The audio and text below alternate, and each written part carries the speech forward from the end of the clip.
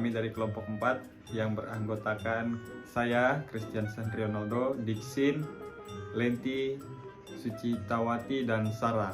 Dalam video ini kami akan membahas tentang Kristologi dan tentang siapa Kristus, jabatannya, pandangan yang salah tentangnya, serta makna bagi kami secara pribadi. Nah, jadi saya akan menjelaskan tentang identitas Yesus. Di sini Yesus memiliki dua natur. Yang pertama itu naturnya sebagai Allah, dan yang kedua itu naturnya sebagai manusia. Dan saya akan menjelaskan tentang dua natur ini. Natur yang pertama itu natur Allah, dia bersifat kekal dan juga dia memiliki kemahakuasaan. Itu sudah dijelaskan di beberapa ayat Alkitab. Dan yang natur kedua ini menjelaskan tentang bagaimana Kristus turut serta membersamai apa yang kita sebagai manusia juga rasakan selama kita hidup di bumi ini.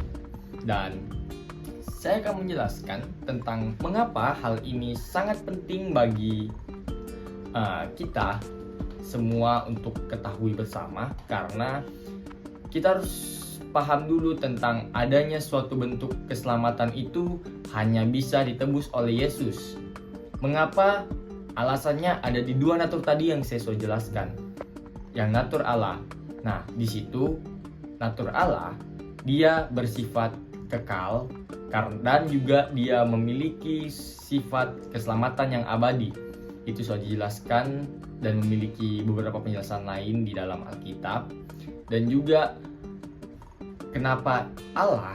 Karena di dalam Alkitab tertulis hanya Allah yang bisa dan mampu satu-satunya yang bisa menyelamatkan dan menebus kita dari dosa.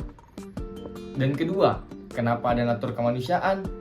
Karena kemanusiaan ini menjadi suatu bentuk labelitas atau lambang pengorbanan untuk kita manusia yang menjadi penebus untuk tuntutan tebusan bagi dosa itu sendiri. Jadi Allah dan manusia, dua natur ini memiliki suatu korelasi yang sangat kuat bagi kita semua untuk pahami, karena dua konsep ini penting untuk pengetahuan keselamatan kita semua.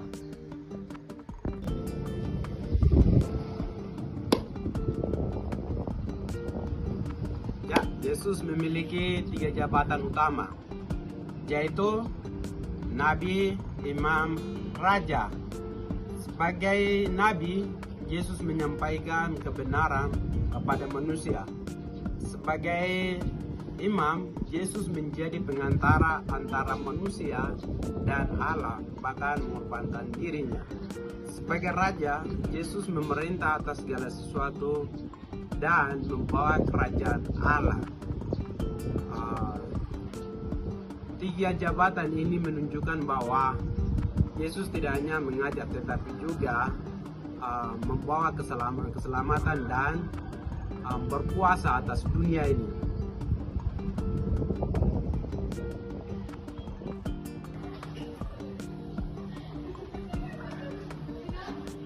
Ya, bukan hanya teori, tetapi melalui tindakan nyata, melalui pengorbanannya.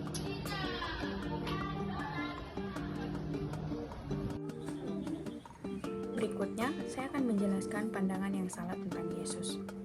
Ada beberapa pandangan yang salah tentang Yesus, dua di antaranya. Yang pertama, pandangan Arianisme. Pandangan ini menganggap bahwa Yesus bukanlah Allah, melainkan ciptaan yang paling tertinggi. Menurut pandangan ini, Yesus diciptakan oleh Allah Bapa sehingga tidak setara dengan Allah Bapa. Namun, Alkitab menyatakan bahwa Yesus benar-benar Allah yang kekal, yang sudah ada sejak semula dan memiliki natur ilahi yang sama dengan Bapa. Pandangan yang kedua yaitu pandangan dekotisme. Pandangan ini menganggap bahwa Yesus bukanlah manusia sepenuhnya, melainkan hanya tampak seperti manusia. Mereka menganggap bahwa tubuh dan penderitaan Yesus hanyalah suatu penampakan. Namun, Alkitab dengan jelas menyatakan bahwa Yesus benar-benar manusia yang mengalami penderitaan, yang mengalami sedih, lapar, dan lain sebagainya.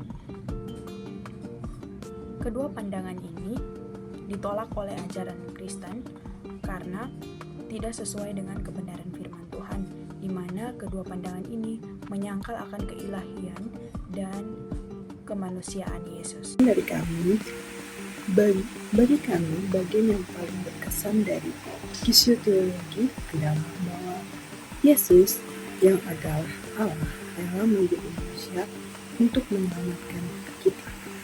Hal ini sangat penting karena menunjukkan betapa besar kasih Allah kepada manusia.